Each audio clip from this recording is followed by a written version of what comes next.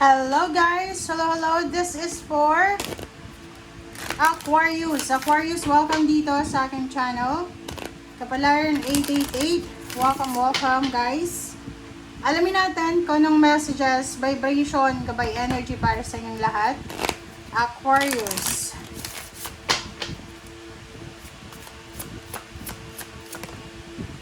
Alright. Number 34, number 7. Oops, sorry. 4 cards. 26. 8. Letter. OMG. Aquarius. Sinasabi ng bara sa'yo dito na posibleng makakatanggap ka ng notice regarding sa kung ano man yan. Pwedeng trabaho yan. Or pwedeng government papers. Pwedeng mga obligation mo yan sa gobyerno. May mga dito, financial source ka. There's a financial source na posibleng matatapos. Pwedeng magre-resign ka ba? Mati-terminate ka ba? Or i-assign ka sa ibang lugar.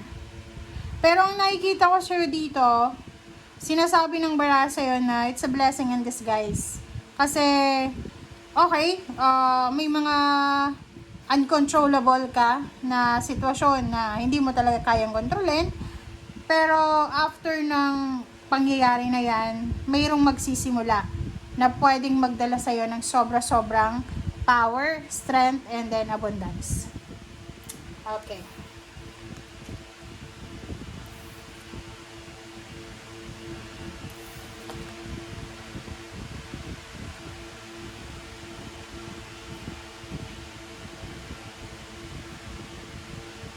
Alright. Aquarius.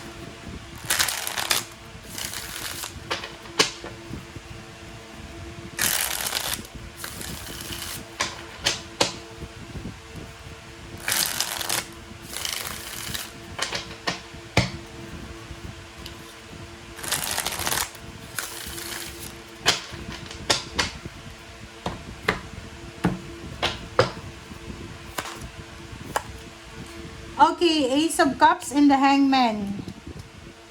OMG.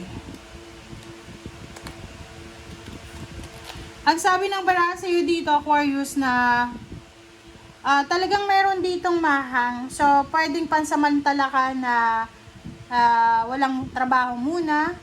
Stop muna yung trabaho mo. Or siguro may nag-offer sa'yo, like bagong trabaho, bagong negosyo. And hindi siya matutuloy, guys. Possible na hindi siya matuloy. Ten of Swords. Oh, 'di ba? Kaloka. Aquarius. Etong isang barahan na to, sinasabi na may paparating na pwedeng hindi matuloy. Maybe you're expecting something financial. Pero hindi siya matutuloy kasi pwedeng mahang siya. Pwedeng siya, ma-delay. Yung iba naman sa inyo dito, posibleng ginagawa nyo na to sa ngayon, trabaho, negosyo, or anumang pinagkakakitaan. Possible na matapos na to. So, pwedeng magsasara yung kumpanya mo, or posibleng mapasali ka sa mate-terminate, or kano pa man. Or ikaw mismo yung magre-resign. Two of Cups and Queen of Cups. Pero ang maganda dito, kasi yun na nga, sabi ko sa'yo kanina, ano man ang mahang, ma-delay, ma-stagnant, okay, apektado ka kasi nakasalalay dyan yung buhay financial mo. Pero, sabi ng Baraha, it's a blessing in disguise. Okay, lahat ng nawala, may darating. May parating. Okay? Okay.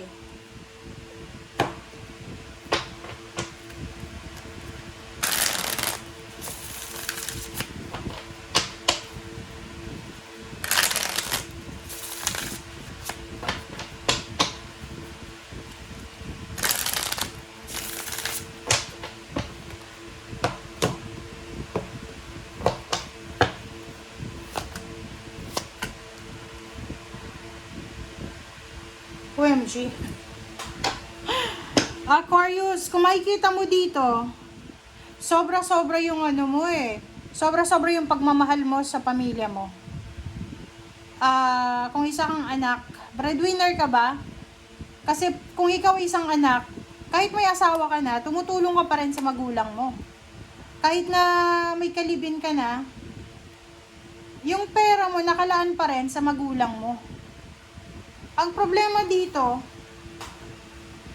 hindi ka ready eh. Hindi ka ready na sabihin sa magulang mo na wala ka ng trabaho, or wala kang pera, wala kang ipon, or parang sinasabi dito na ayaw mong ma-disappoint sa'yo ang magulang mo.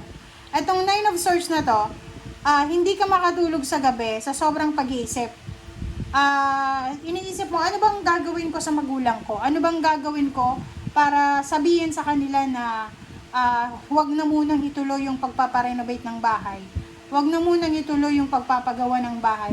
Huwag na munang ituloy yung pagkuha ng sasakyan, ng motor, ng tricycle. Parang ganon. So, ang nakikita ko sa'yo dito, sa sobrang pagmamahal mo sa magulang mo, talagang madidepress ka sa sobrang problema. Because gusto mong ibigay sa kanila ang lahat.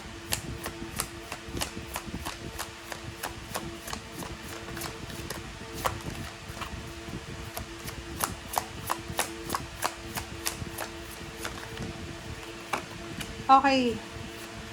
The battle button.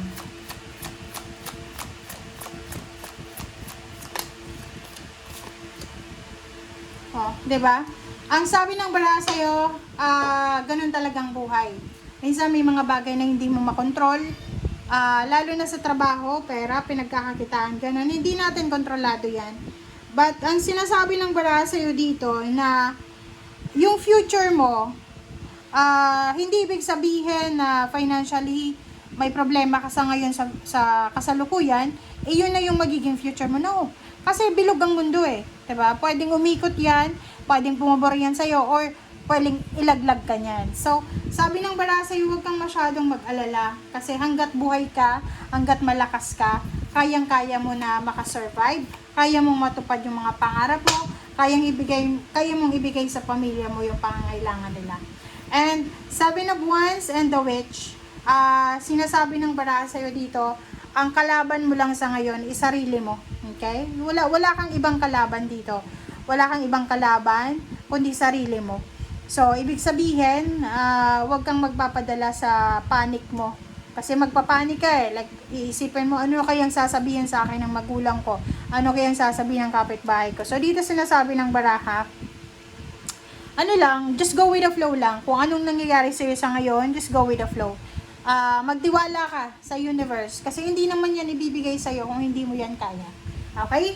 Thank you guys. Bye!